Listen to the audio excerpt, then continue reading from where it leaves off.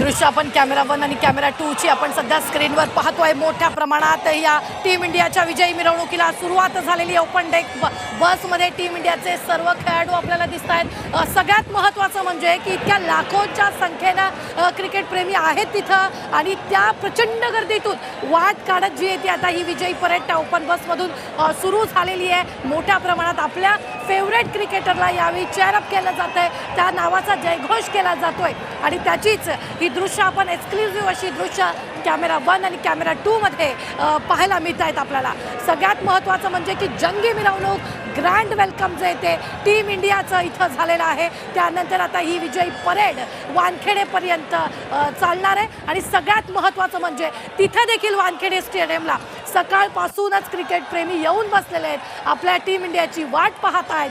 महाराष्ट्राच्या कानाकोपऱ्यातून प्रेमी जे आहेत ते तिथं आलेले आहेत आणि सगळ्यात महत्त्वाचं म्हणजे की आज वानखेडे स्टेडियममध्ये फ्री प्रवेश होता आणि त्या ठिकाणी मोठ्या प्रमाणात गर्दी होती आणि आता ही टीम इंडिया जी आहे ती सत्कारासाठी वानखेडे स्टेडियमला जाईल आणि तिथे देखील आपल्या क्रिकेट प्रेमी जे तिथे त्यांचं स्वागत करतील।